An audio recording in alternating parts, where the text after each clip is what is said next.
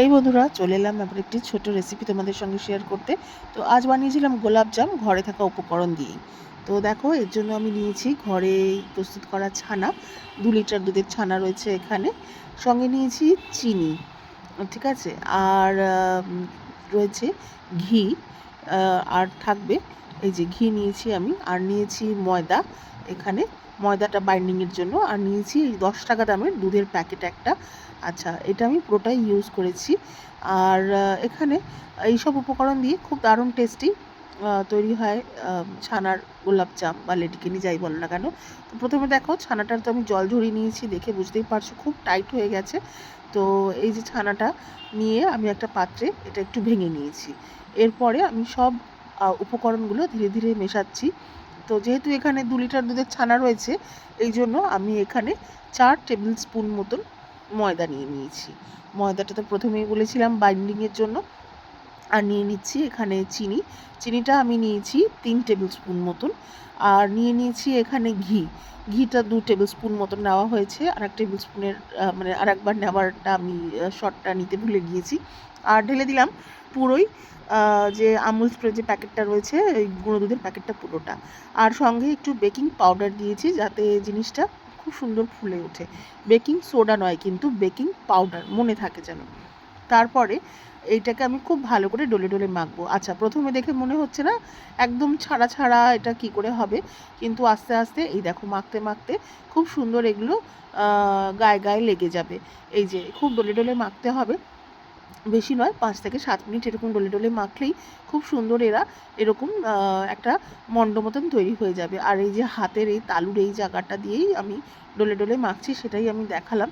আর কতক্ষণ মাখতে হবে, যতক্ষণ এটা বোঝা যাবে হচ্ছে মাখার পরে আস্তে আস্তে এই যে এই দেখো একটা খুব সুন্দর মণ্ড তৈরি হয়ে গিয়েছে। না হাতে লেগে যাচ্ছে, না প্লেটে লেগে আছে। ব্যাস, তাহলেই বুঝতে হবে আমাদের এই ডোটা রেডি হয়ে গিয়েছে। আচ্ছা, এর মধ্যে অনেকে না জায়ফলের গুঁড়ো বা একটুখানি এলাচের দানা দেয়। তো দেওয়া যেতেই পারে, আমি দিইনি। আমাদের এত গন্ধ পছন্দ হয় না। তো এই যে দেখো, আমি দেখাচ্ছি হাতটা কীরকম মানে ওই ঘিতে দেওয়ার জন্য কি সুন্দর দেখো চিটচিট হয়ে গেছে, মানে আর হাতে লেগে যাচ্ছে না, সেটাই আমি দেখাচ্ছি। আর এরকম স্মুথ করে একটা ডো তৈরি করতে হবে ছানার। আর এবার ওটা থাকুক। এবার আমি মিষ্টির শিরাটা তৈরি করে নেব। তো বাড়িতে যদি কেনা মিষ্টির রস থাকে সেটা দিয়েও করা যেতে পারে। আমার বাড়িতে যেহেতু নেই, আমি তাই শিরাটা তৈরি করে নিচ্ছি। তো তাই জন্য একটু মাপ করে নেওয়াটাই উপযুক্ত। তো দেখো, আমি 1 বাটি চিনি নিয়েছি এবং সেই বাটিরই মাপে আমি 2 বাটি জল নিচ্ছি। একটু মেপে নিলে ভালো হয়। এই মানে গোলাপজামের শিরাগুলো না চ্যাটচ্যাটে বেশি হয় না। জাস্ট এই যে দেখো না, একটুখানি এই চিনিটা গুললেই শিরা আমাদের রেডি। আচ্ছা, আর এই যে এখানে এই মণ্ডটা রয়েছে, আর এর থেকে ছোট ছোট বলস তৈরি করতে হবে। আর এই দেখো সমানে আমি নেড়ে যাচ্ছি যাতে চিনিটা তাড়াতাড়ি গুলে যায়। এর মধ্যে আমি দিয়ে দিলাম একটা এলাচ থেতো করে। আচ্ছা, এর মধ্যে কেশরও দেওয়া যেতে পারে।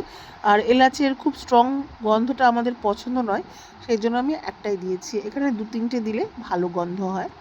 তো এই দেখো, মোটামুটি চিনি গুলে গেছে।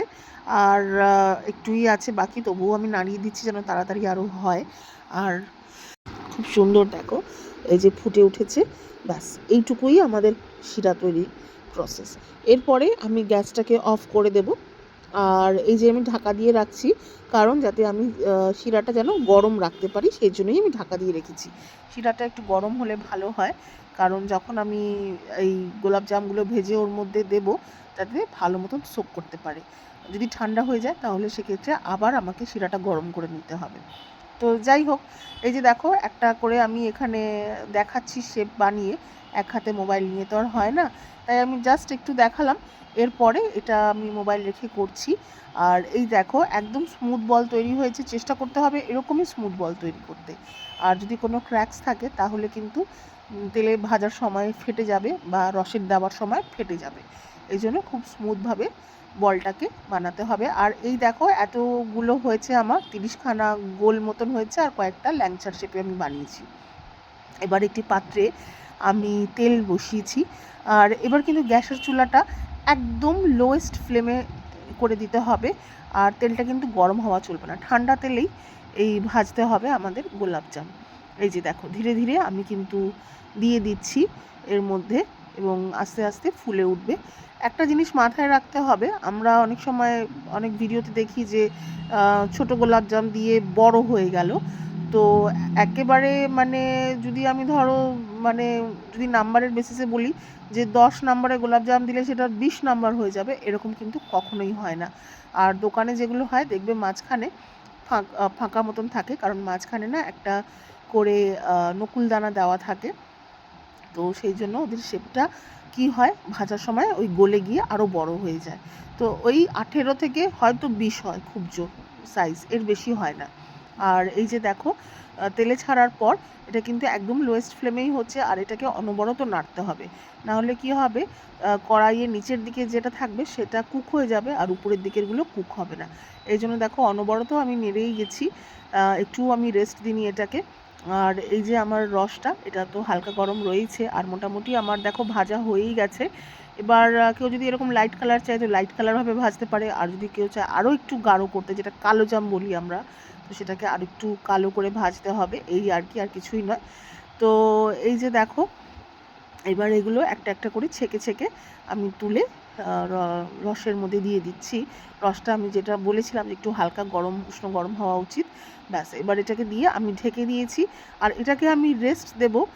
মানে সঙ্গে সঙ্গে কিন্তু এটাতে রস ঢুকবে না, এটাতে একটুখানি সময় দিতে হবে। আর এই দেখো আমার রসটা কম পড়ে গিয়েছে, আর সত্যি বলতে কি এত সুন্দর সফট হয়েছে, দেখো আমি টিপছি, এই বাউন্স করছে জিনিসগুলো, তো সেটাই আমি দেখাচ্ছি আর কি। আর এই যে দেখো এক হাতে তো মোবাইল নিয়ে কাজ করি আমি, এই দেখো টিপছি আর ওটাও বাউন্স ব্যাক করছে, তার মানে কি সফট হয়েছে ভাবো।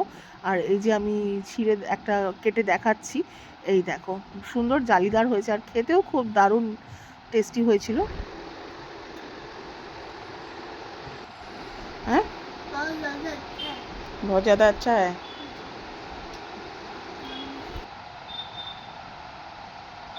তো আমার ক্রিটিক বলে দিয়েছে খুব ভালো লেগেছে।